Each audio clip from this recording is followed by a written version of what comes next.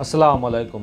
বাংলাদেশে Elon Musk আসবেন। Elon মাস্ককে বলা হয় এখন বর্তমানে আমেরিকার সেকেন্ড প্রেসিডেন্ট।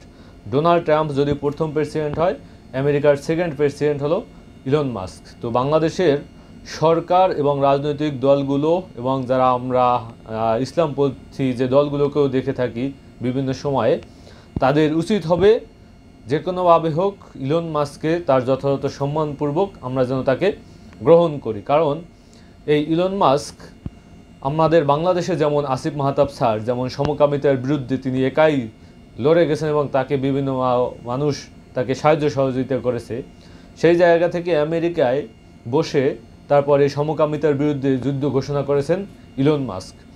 ইলন মাস্কের একটা ছেলে ছিল, সেই ছেলেটাকে এই যে সমকামিতায় এমনভাবে উদ্ধৃত করেছিল কিছু সমকামী গোষ্ঠী, পরবর্তীতে সেই ছেলেকে আপনার চিকিৎসাধীন অবস্থায় ইলন মাস্ককে বলা হয়েছিল যে আপনার ছেলেকে আর ছেলে রাখা যাবে না, আপনার ছেলেকে মেয়েদের হরমোন দিতে হবে, যেন তিনি আর ছেলে থাকতে পারবেন না, তাকে মেয়েদের হরমোন দিতে হবে, নাইলে এই ছেলেকে বাঁচানো যাবে না। তো এইভাবে আসলে তার ছেলেকে সেই মেয়েদের হরমোন দিয়ে তারপর ছেলেকে মেয়ে বানানো হয়েছে। তো সে তখনই ইলন মাস্ক বলছিল যে তারা পরিকল্পনা করে আমার ছেলেকে হত্যা করেছে।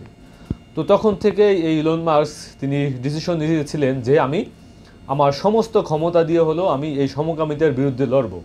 তো পরবর্তীতে যখন দেখলেন যে এই যে আপনার আমেরিকা বর্তমান যে প্রেসিডেন্ট নির্বাচিত হয়েছেন যে ডোনাল্ড ট্রাম্প, তিনিও সমকামিতার বিরুদ্ধে কথা বলতেছেন, সেই জায়গা থেকে এইবার নির্বাচনে ডোনাল্ড ট্রাম্পকে ক্ষমতায় আনার জন্য এই ইলন মাস্ক হাজার হাজার কোটি ডলার তিনি ইনভেস্ট করেছিলেন তার এই নির্বাচনে।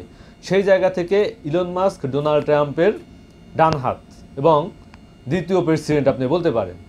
আরেকটা জিনিস হইল তার যে আপনার যে সেই সমকামিতার বিরুদ্ধে যুদ্ধ, এই যুদ্ধকে কেন্দ্র করে সে কিন্তু এই এক্স, আগে বর্তমান এক্স যেটা আগে টুইটার ছিল, সেই টুইটারকে কিনেছিলেন। অনেকেই বলছিলেন যে এত টাকা দিয়ে আপনি টুইটার কেন কিনেন, এই টুইটার কিনে তো আপনার লস হবে। আসলে ইলন মাস্কের উদ্দেশ্য ছিল শুধু টুইটার কিনে ব্যবসা করা না। ইলন মাস্কের উদ্দেশ্য ছিল যারা এই টুইটারে বা এক্সে যে সমকামিতায় মানুষকে উদ্ধৃত করে, যারা সমকামিতায় উৎসাহ জাগায়, তাদেরকে এই টুইটার থেকে ব্যান করতে হবে। এবং সেই জন্যই তিনি টুইটার কিনেন এবং টুইটার কেনার পর তিনি একে এক করে বাছাই করে তারপর যে সমকামিতার যে পোস্ট, সমকামিতার যে যারা আসলে উৎসাহ সৃষ্টি করে তাদেরকে সেই টুইটার থেকে ব্যান করে দেন।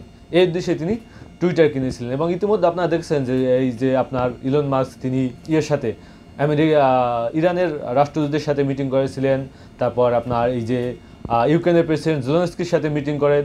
তো ইলন মাস্ক যে এখন আসলে গুরুত্বপূর্ণ ব্যক্তি এই ডোনাল্ড ট্রাম্প ক্ষমতা আসার পর, সেটা কিন্তু আমরা এখন দেখতে পারি। এখন এরকমের একটা গুরুত্বপূর্ণ ব্যক্তি যখন বাংলাদেশে আসবেন, অবশ্যই আমরা যেন যথাযথ তাকে সম্মান দেখাই এবং তার যে সমকামিতার বিরুদ্ধে তার যে লড়াই, এই লড়াইয়ের জন্য তাকে আলাদাভাবে সম্মান প্রদর্শন করতে হবে যে হ্যাঁ, আমরা মুসলমান, আমরাও এই সমকামিতার বিরুদ্ধে আমাদের লড়াইটাও, এবং সেই লড়াইয়ে আপনিও আমাদের সাথে অংশগ্রহণ করছেন বা আপনিও আপনার মতো করে যে আমেরিকায় থেকে তারপর যুদ্ধটা করতেছেন, এটাকে আমরা সহমত জানাই বা এটার সাথে আমরা এর জন্য আমরা আপনার প্রতি সন্তুষ্ট, এই ধরনের যদি আপনার সংবর্ধনা দিয়ে বা এই ধরনের বার্তা যদি ইলন মাস্কের কাছে আপনাদের মুসলমানদের পক্ষ থেকে বা হুজুরদের পক্ষ থেকেও দেওয়া হয়, সেটা কিন্তু খুবই একটা কার্যকরী ভূমিকা হবে এবং গুরুত্বপূর্ণ একটা আপনার সংবর্ধনা হবে।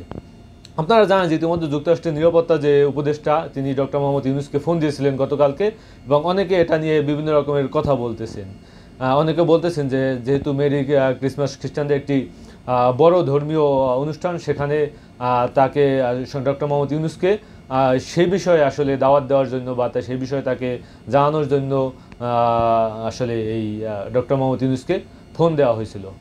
তো আপনারা জানেন যে ইতিমধ্যে খ্রিস্টানদের যে মেরি ক্রিসমাস যেখানে পালন করতেছে সে ব্যাপারেও আমাদের প্রধান উপদেষ্টা ডক্টর মোহাম্মদ ইউনূস তাদেরকে আপনার উৎসাহ দিয়েছেন বা সেই অনুষ্ঠানে উপস্থিত থেকে তারপর তাদেরকে আপনার তারা যাতে সুন্দরভাবে সেটা নিরাপত্তাভাবে করতে পারে সে ব্যাপারেও তিনি কথা বলেছেন।